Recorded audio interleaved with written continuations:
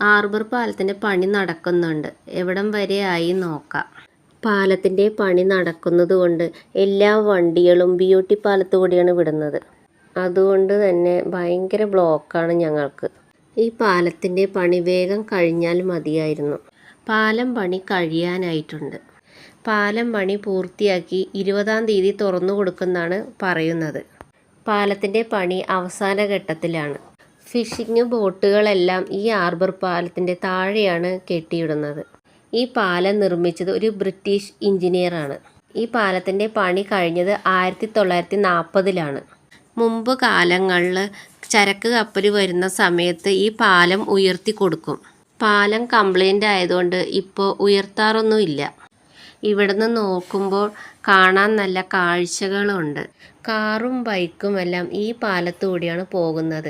അതുകൊണ്ട് തന്നെ നമുക്ക് ഒരുപാട് ബ്ലോക്കുകൾ